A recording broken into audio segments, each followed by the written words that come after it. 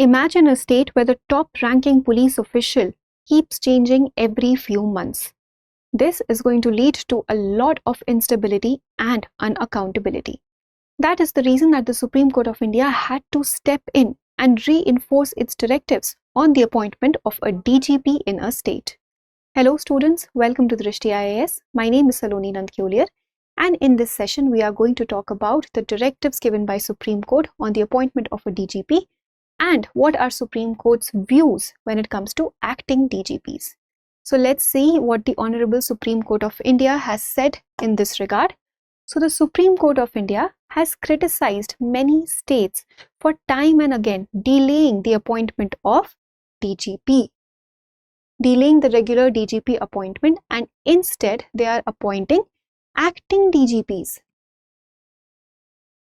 So they are delaying, there are certain states who are delaying the regular DGP appointments for an unreasonable period of time, and instead of appointing a regular DGP, they are appointing acting DGPs.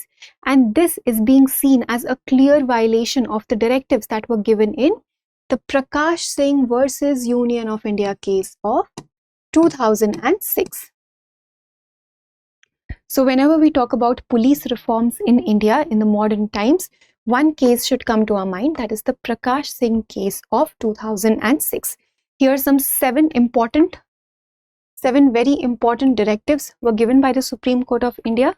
Some of them revolved around the appointment of a DGP and the tenure of the DGP. So because of these directives that were given by the Supreme Court of India, and because there are certain states who are not following these directives, instead they are making use of certain loopholes because of some political pressure or anything of that sort. So this is raising a bigger governance question, that instead of having regular DGPs, every few months we are changing the DGP in the name of an acting DGP, appointing an acting DGP. So this can be largely to fulfill the political will of a state, and this is not something that is desirable in a democracy with a good governance. That's why the Supreme Court of India has stepped in again and it has reinforced its directives over here. So we'll talk about the 2006 directives. 2006 directives on merit-based appointment of a DGP in a state. So these directives revolved around a merit-based appointment of DGP in a state, wherein the Supreme Court said that whenever there is a vacancy or the state anticipates that there is going to be the vacancy in the position of a DGP in near future, then it should send some proposal of certain names of IPS officers to the UPSC. And then UPSC is going to select 3 senior IPS officers from that list. 3 shortlisted IPS officers are going to be selected from that list by the UPSC, and the names are again going to go back to the states. And then states are going to appoint one of those 3 IPS officers as the DGP. Because police is what? Police is a state subject.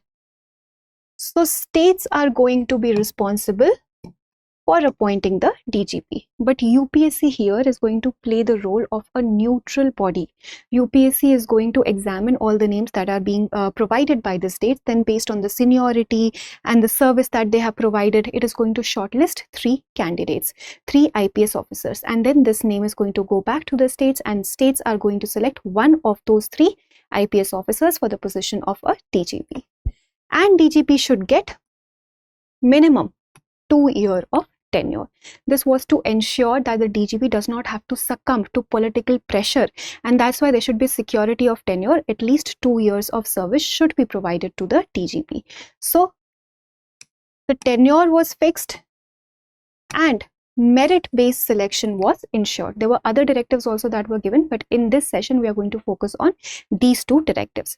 So this happened in 2006. But then what was happening over here, that the Supreme Court had not basically decided on the timeline. There was no fixed timeline that was provided to the states. Within within this stipulated timeline, they'll have to send the proposal to the UPSC. It was at the discretion of the states to send it to UPSC. So however, it was only said that the states should take reasonable amount of time to come up with the proposals and send it to UPSC, but certain states started making use of this loophole because no particular timeline was provided, no timeline was specified, only a reasonable timeline was mentioned. So they started misusing this interpretation over here, and they started delaying the process of regular DGP appointment for an indefinite period of time.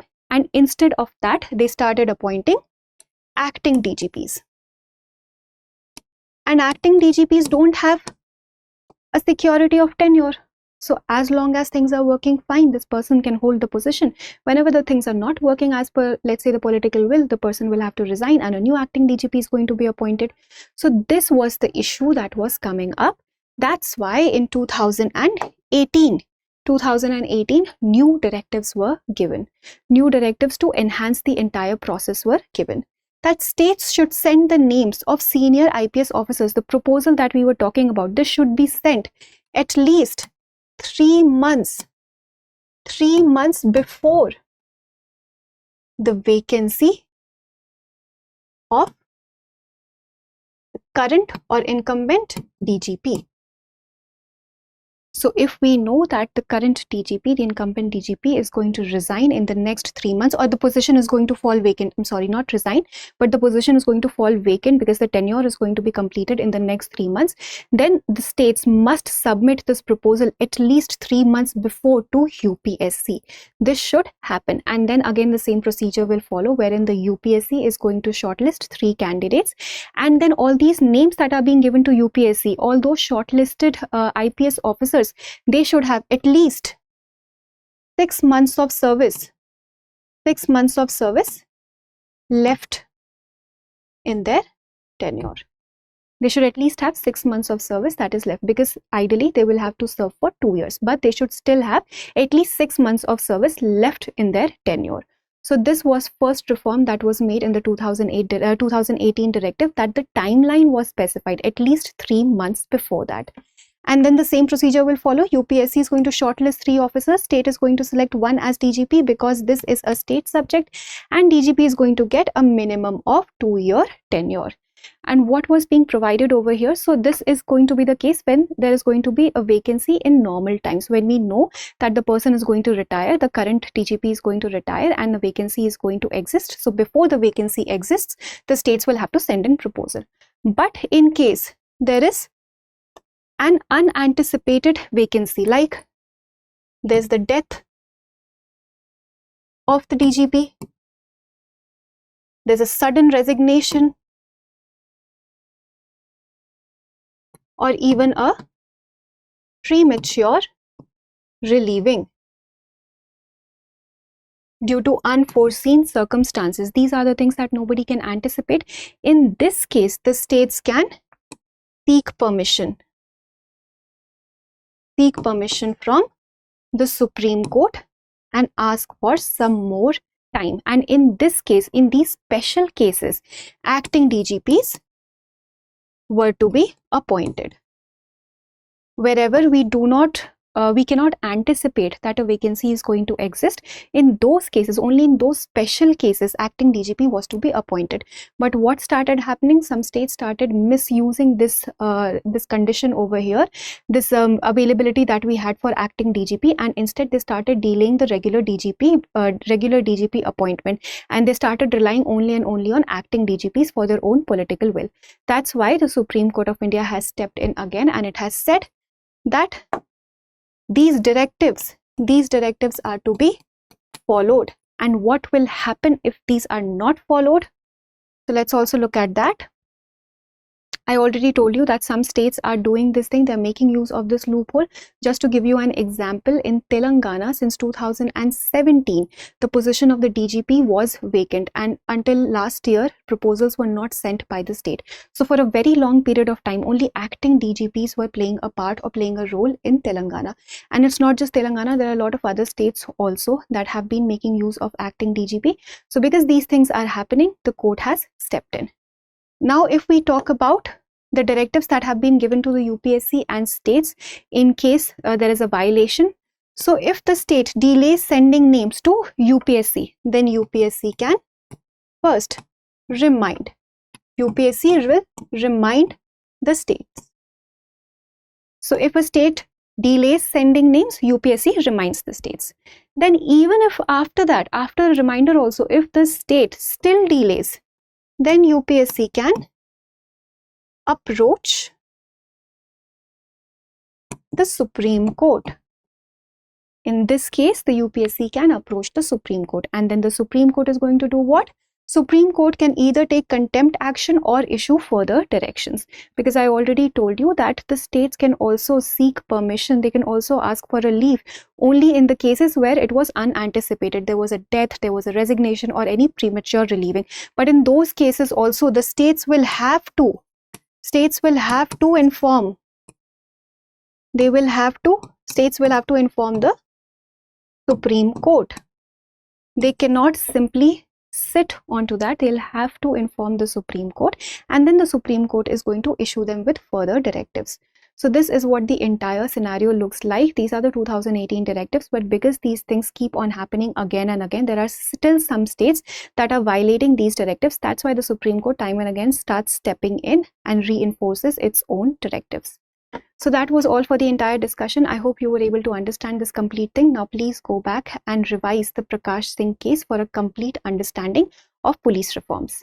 Now we'll look at a practice question, and before we do that, you know that we have this new course for you, which is the Studio GS Foundation live online course.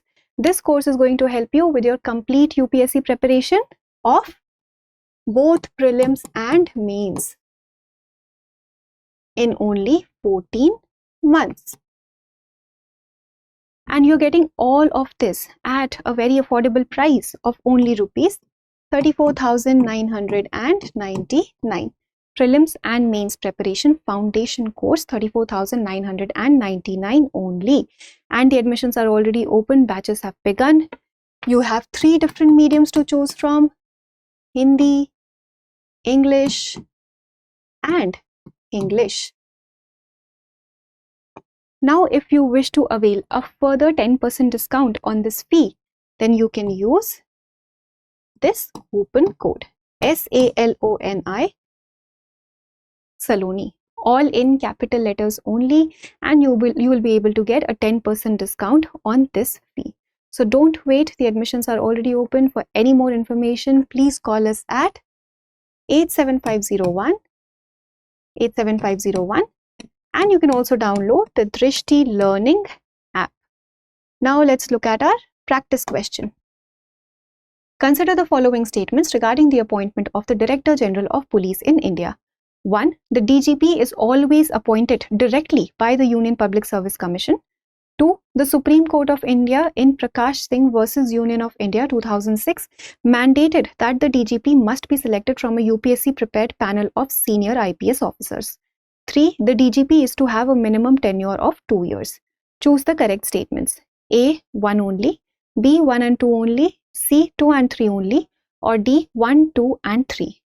Please attempt this question and provide your answers in the comment section. Thank you for watching.